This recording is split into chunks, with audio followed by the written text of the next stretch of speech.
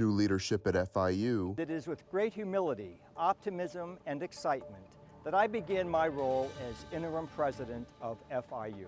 As details emerge about the former president's resignation, a lawmaker from Florida weighs in. I do think this invasion is imminent. About the situation on the Russia-Ukraine border. And a former king of Miami. To the cutting chucker, now Butler for three. It's good. Here as a guest at the House of Heat. These stories and more coming up on Newsbreak. Hello, South Florida. I'm Juliana Restrepo. I'm Julian Davis. Today is Monday, January 24th, 2022. From the South Florida Media Network's Biscayne-based studios in North Miami, this is SFMN Newsbreak.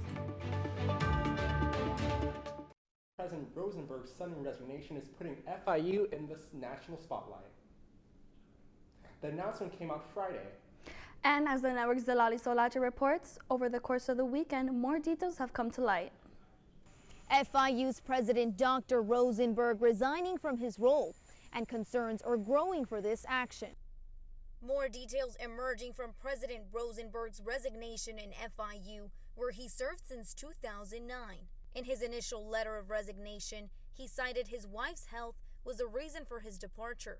However, on a statement released yesterday, Rosenberg added more insights, quoting, "Unfortunately, these issues have spilled onto my work, and I have caused discomfort to my colleague. I unwittingly created an emotional, not physical entanglement.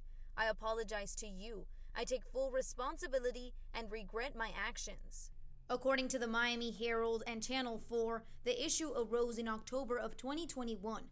After the complaint, Rosenberg apologized and stated it would not happen again, yet the alleged behavior continued. An outside law firm was hired to investigate, and FIU students sharing their input.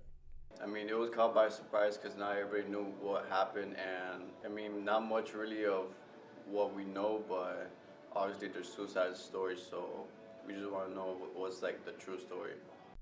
Dr. Kenneth Jessel was named interim president for FIU after the board accepted Rosenberg's resignation. I'm Ken Jessel, and it is with great humility, optimism, and excitement that I begin my role as interim president of FIU. And adding a farewell and thank you message to President Rosenberg. I want to thank former President Mark Rosenberg for his leadership and hard work in helping to make FIU what it is today.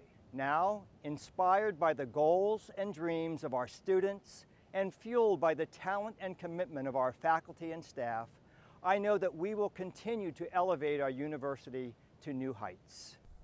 Due to employee privacy considerations, FIU has chosen not to comment on this action any further. Reporting for the South Florida Media Network, Zitlali Solache. Police in Miami Beach this morning are investigating a series of anti-Semitic incidents. It began yesterday morning with bags that were thrown on the property of families in Miami Beach and Surfside residents woke up to find flyers littering their lawns, blaming the COVID pandemic on Jewish persons. The flyer, titled "Every Single Aspect of the COVID Agenda is Jewish," states names of public health officials and CEOs. Passengers aboard a cruise ship intended to dock in Miami received an unexpected ending. The Crystal Symphony, which was supposed to dock on Saturday, never arrived. Its course was changed when a U.S. judge issued an arrest warrant for the ship due to a lawsuit for unpaid fuel bills, ranging to $4.6 million. The passengers were taken by ferry to Port Everglades yesterday. House Armed Service Committee's member Mike Waltz believes the Russian invasion of Ukraine is, quote, imminent. The Florida Republican shared statements during the Saturday interview. We have seen massive amounts of tanks, planes, and ships moving from east to west to the Ukrainian border. And it's not just the numbers, it's the types of troops. Many of them are from his reserves and National Guard, which are primarily intended for occupation duty. So I do think this invasion is imminent. Meanwhile, staff levels are being reduced at the U.S. Embassy in Kiev, and the State Department's ordering the departure of eligible family members Sunday for the departure of non-essential personnel. Suspicions regarding Brian Laundrie murdering his fiancée, Gabby Petito, have been confirmed. It's been revealed by the FBI on Friday that a notebook was found with Laundrie's confession after he killed himself. This announcement comes as the agency has said that they want to close the case. Officials say that she died by strangulation, and when Laundrie was found, the notebook and a gun were found right next to him. A man from Deltona, Florida is facing charges for a deadly human smuggling attempt along the Canadian border. Last week, Canadian officials found the bodies of 2 adults, an infant and a teenage boy. It's believed they froze to death trying to cross into the U.S. These individuals, including an infant, were left on their own in the middle of a blizzard when the weather hovered around minus 35 degrees Celsius, factoring the wind. These victims faced not only the cold weather, but also endless fields, large snowdrifts, and complete darkness. Authorities say 47-year-old Steve Shand was waiting on the Minnesota side of the border with a van and supplies. The incident is still being investigated by Homeland Security and RCMP. The Florida Panthers kept their cool on the ice as they went up against the Seattle Krakens. That's still ahead, and so is the story.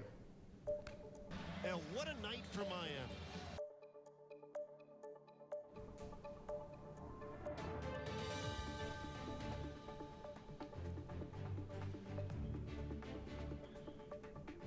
While the Heat battle it out on the court against a familiar face, Newsbreak will be back in 2 minutes.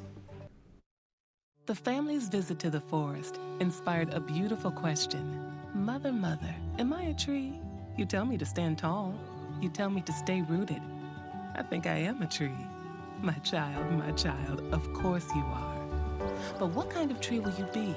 The kind to hug or the kind to climb? Doesn't matter which you choose, so long as you choose to be a tree that's kind. Make the forest part of your story at a park near you. Find one at discovertheforest.org.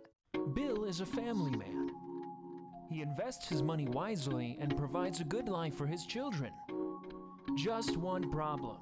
He often opens emails from senders he doesn't know, and his computer is not password protected. One day, Bill checked his bank account and 94% of malware attacks originate from emails. Don't be like Bill. Take your cybersecurity seriously. I help our fellows design their paths as creative entrepreneurs. My experiences serving startups, creative businesses, and cultural organizations, and my journey as a queer mixed immigrant with Haitian and Arabic roots, inform the co-creative environment we foster at Radcliffe. We leverage our collective diversity to encourage the building of lifelong personal learning networks and mindsets that stimulate continuous innovation.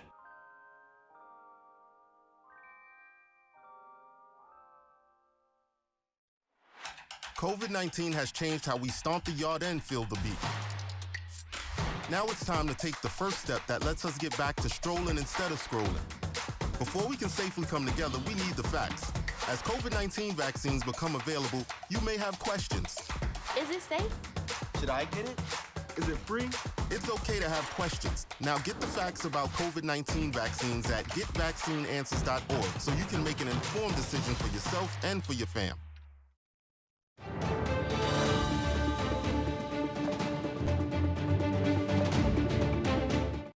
Return of the King, LeBron James visiting the Heat's house as a member of the Lakers. LeBron was a crowd favorite as a member of the Heat's championship teams in 2012 and 2013. But he was on the visiting team's bench as the Lakers lost to the Heat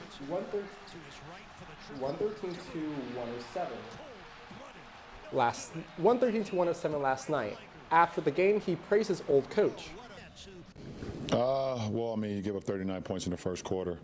69 at half is not ingredients for us trying to win, on the road versus a very, very well-coached team. The Panthers lost to the Kraken Seattle. The score 5-3. That's all the time we have for Newsbreak. I'm Juliana Restrepo. I'm Julian Davis. Get more news anytime at sfmn.fiu.edu.